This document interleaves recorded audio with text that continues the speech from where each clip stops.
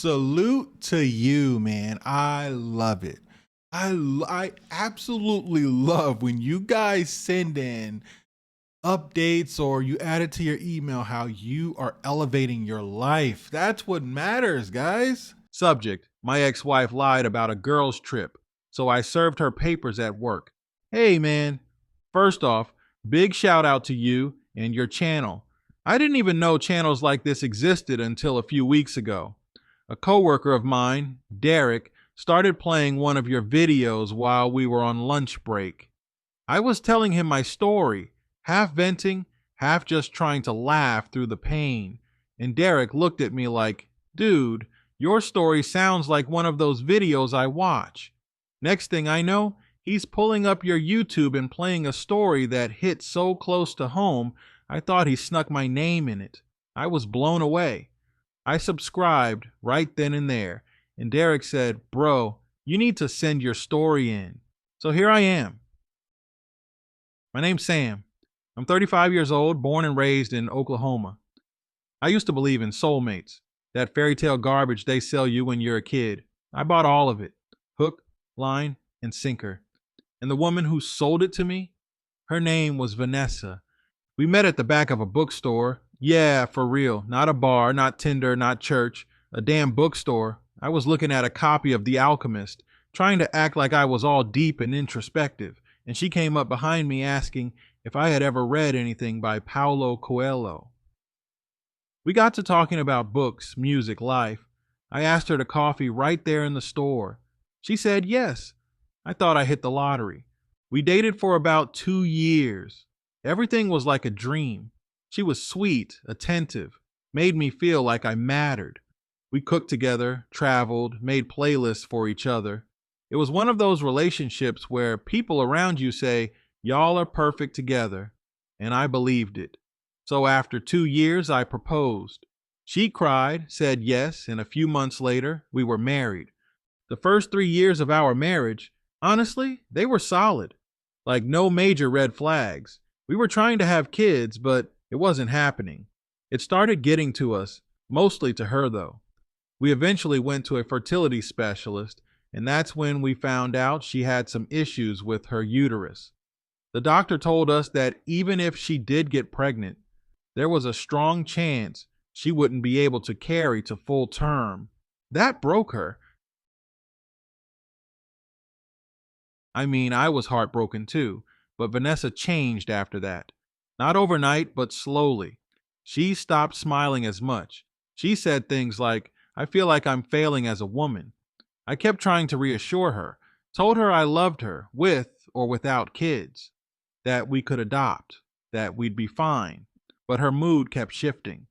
And then came the I want to travel more phase. At first, I thought she meant together, like a couple, healing, escaping the stress.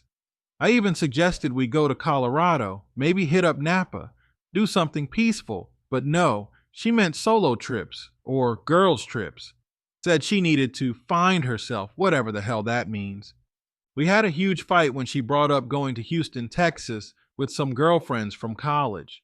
She gave me the dates, started packing, and I told her flat out, if you go on this trip, don't bother coming back. I meant it. She stared at me, I'll never forget this, and said, I'm going on this trip, and you better be home when I get back. Like I was just some loyal dog she expected to stay put. The next day, she was gone. No kiss goodbye, just a handwritten note on the kitchen counter that said, I love you, Sam. I'll be back in 4 days. I was livid. I sat there staring at the note like it was a piece of evidence, because that's what it became. I started tossing her stuff into trash bags, not nicely either. I was chucking her clothes, makeup, those little memory boxes she kept under the bed, all of it, straight into the bins. And while I was in our bedroom, I noticed her laptop sitting on the desk. Now, normally, I don't snoop. I've never been that guy. But something told me, no, screamed at me, open that laptop. So I did. She didn't even have it password protected. Within 5 minutes, I was on Hinge. Not my account. Hers. She wasn't in Houston to hang with girlfriends. She went to meet a guy she'd been talking to for over a month, a guy named Adrian, some dude from Dallas who apparently met her on Hinge during her find herself phase. I scrolled through weeks of messages, her flirting, calling him babe, telling him she couldn't wait to finally spend time together without distractions. They planned the entire trip together, the flights, hotel, dinner reservations. She even sent him pictures of lingerie she packed. I don't think I've ever felt more disgusted in my life. That was the moment I knew I had to get out. No more working on it. No more trying to make it work. She was done, and now so was I. The next day, I finished throwing her crap out and drove straight to a law office near my job. By some twist of fate, the guy who came out to greet me was someone I actually went to high school with, Aaron. We weren't best friends, but we played on the same football team and shared a couple classes. Aaron, I said. Sam, damn, it's been forever. We caught up for a bit, talked about life, jobs, what we'd been up to. Then I told him everything, from the fertility issues to the Houston lie to the Hinge messages. He nodded and said, "All right, man, here's how this works in Oklahoma." He explained the divorce process step by step. Told me that since I owned the house before marriage, it was mine. Said as long as I had proof of infidelity, and I did, she wouldn't have much legal ground to stand on. He even recommended a process server he worked with often, some ex-cop who gets the job done fast. I felt better already. Went home that night, changed the locks, and blocked her number. I didn't want to hear a single excuse or "let me explain" voicemail. 4 days later, right on schedule, she came home. She banged on the door for almost 20 minutes, screaming my name, demanding I let her in. I sat on the couch with a beer in hand, watching TV like she didn't exist. Eventually, she left. 2 weeks of silence followed. Then her mother called me. That's when I slipped up and answered. Soon as I said hello, her mom goes, "Why are you doing this to Vanessa?" Then, without warning, she put Vanessa on speaker. And there she was, screaming and sobbing like a mad woman. "You embarrassed me. You had me served at work. At work, Sam!" I laughed. I couldn't help it. I think that made her even more furious. She yelled something about how she was being reviewed for termination because she assaulted the person who served her. I asked what happened, and she yelled, "He came into my job with that smug look and I spit at him." Turns out that wasn't a great move. Later that day, I texted the process server to check in. He was pissed. Said some of her spit went in his mouth. "I've been doing this job 10 years, he wrote. That was top 3 worst reactions. If I get sick, she's paying. I apologized on her behalf, though I shouldn't have, and he said he already filed a report. Fast forward to the divorce hearing. Her lawyer, absolute clown show. She kept interrupting the judge mid-sentence, kept objecting to things that didn't need objections. The judge warned her 3 times to stop interrupting. She kept pushing it, and finally the judge said, "Counselor, you are dismissed. We will reschedule this hearing." I nearly burst out laughing. Second hearing was smoother. Vanessa looked miserable, pale, eyes puffy, wouldn't even look at me. In the end, I walked away with everything I wanted. The house was mine. No alimony, no spousal support, nothing. She sat on the courthouse steps afterward, crying on her knees. I walked by without saying a word, but she grabbed my pant leg and begged me to take her back. "Sam, please. I was confused. I made a mistake. Don't throw us away." I looked down at her. This woman who once told me I better be home when she got back and said, "You look pathetic." Then I walked away.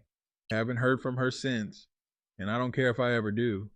So yeah, man, that's my story. It still stings when I think about it, but I'm glad it happened. I'm free now, healing, getting my peace back one day at a time.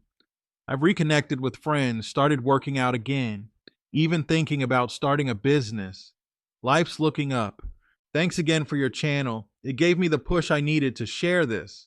If you read this one on your channel, tell Derek I said he was right. Take it easy. Update? It's Sam.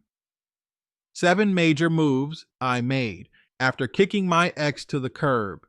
Hey man, it's Sam again, the guy whose ex-wife Vanessa lied about a girls' trip and went to Houston to meet some hinge dude named Adrian. The same woman who got served at work, spit on the process server, and ended up looking like a soaked raccoon outside the courthouse begging me to take her back. Yeah, that's Sam. So here I am months later. I watched your video where you read my story, and man, I laughed so hard I nearly fell off my couch. You even added that little voice for Vanessa when she said, "You better be home when I get back."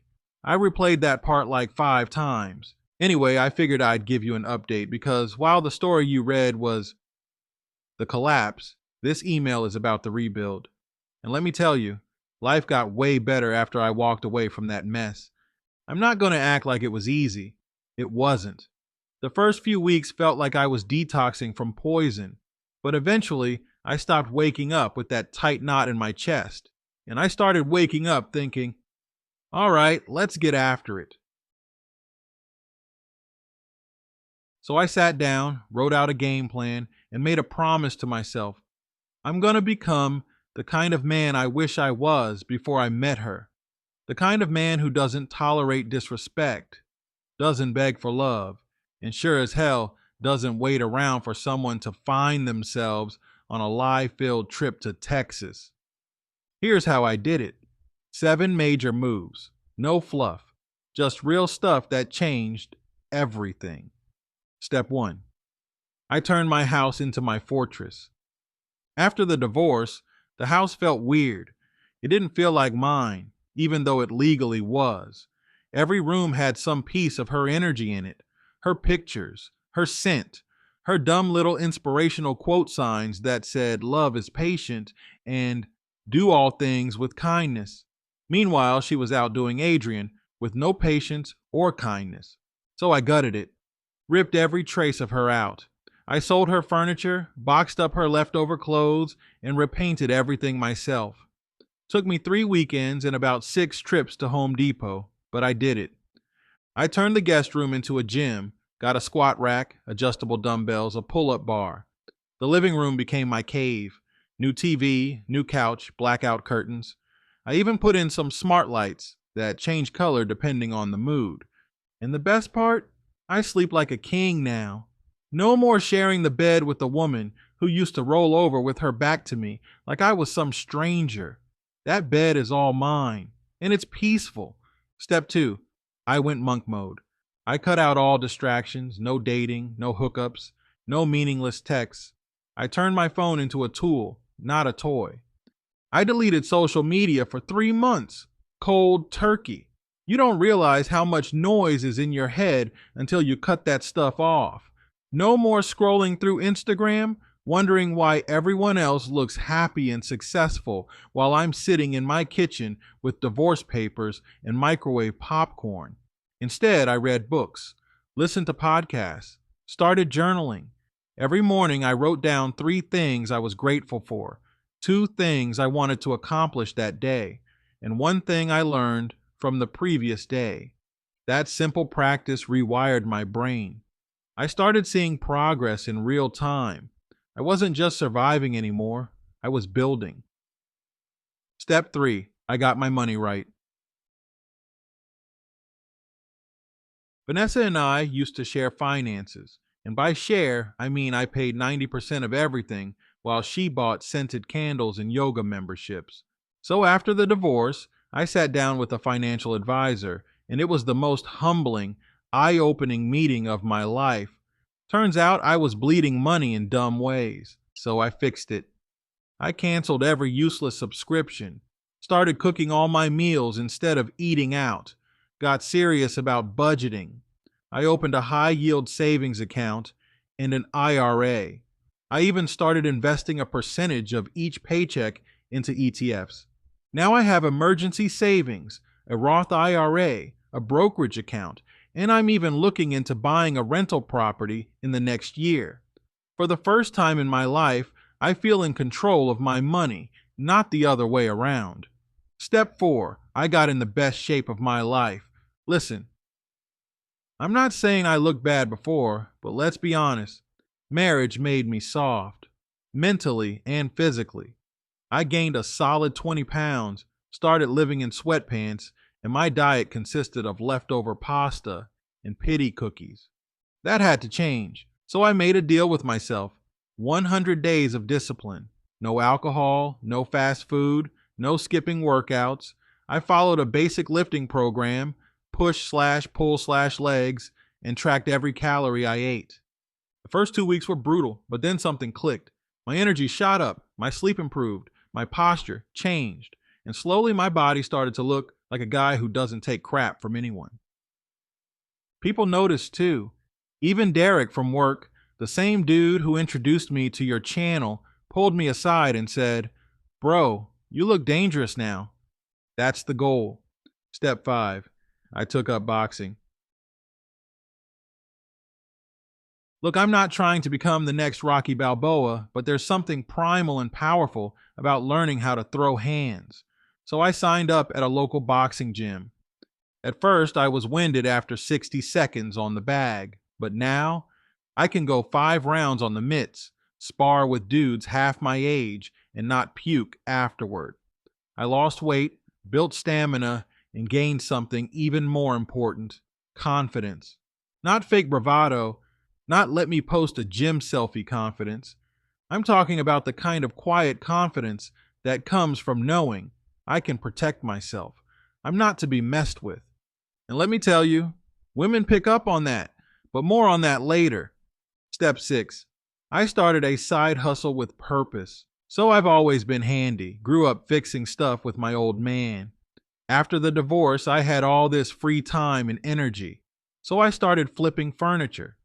Bought beat up dressers, tables, chairs off Craigslist, fixed them up, and sold them for profit.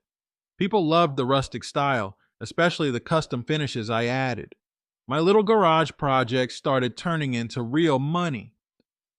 That snowballed into a legit side hustle. I created an Instagram page for it after reactivating my socials and started getting DMs from people wanting custom work. Now I make an extra $1,500, $2,000 a month just from that, and I enjoy it. It's therapeutic. I turn on some music, zone out, and create something with my hands. Building things instead of fixing broken people. That's a win in my book. Step 7. I built a new circle of brothers. One of the worst parts of my marriage, I let my old friendships die. Vanessa didn't like most of my friends, said they were immature, negative, bad influences. So like a dumbass, I slowly distanced myself, and when she left, I realized I had no one to call. So I fixed that. I reached out to the real ones, apologized, explained what happened. Most of them understood. Some didn't. That's fine, but the ones who came back, we are closer than ever now. I also joined a men's group that meets twice a month. We talk about life, purpose, work, women, health, real talk. No masks, no ego, just brothers trying to level up. And it's powerful. I used to think I had to do everything alone, but I learned that having a strong brotherhood doesn't make you weak. It makes you bulletproof. So where am I now? I'm not dating, not seriously anyway. I've had a few women throw hints, but I'm focused on building. And funny enough, guess who tried to reach out? Yep, Vanessa. She emailed me a few weeks ago. Said she misses the version of herself she was when she was with me, whatever the hell that means. I didn't respond. I marked it as spam and smiled while I did it. Because that chapter is closed, and I'm not going back. This version of me, he doesn't settle, he doesn't chase, he builds, he creates. He protects his peace like it's sacred, because it is. And to anyone reading this who's in the middle of heartbreak, here's what I'll say. The pain is temporary, but the progress you make when you choose yourself, that's forever. Thanks again for reading my story, man. Keep doing what you're doing. You're changing lives, mine included. Take care. Seriously, don't let these 304s ruin you. Seriously, level up your life and forget all about it. Move on. Salute to you, man. She deserved what she got. Who is she? When I get back from my vacation, you better be here. Imagine like saying that knowing that you're going to go cheat on your spouse, but you're lying saying, oh, I'm going to hang out with friends. And you're telling them you better be here when I get back. And they know that they're going to go cheat. That's insane to me. What is wrong? What is wrong with people? Dude, thanks for sending in this story. I really appreciate it. Guys, if you want to send in a story, send it to truestorynation@gmail.com. Here, I'll put it on the screen. That is truestorynation@gmail.com. I'm going to catch you guys at the next one.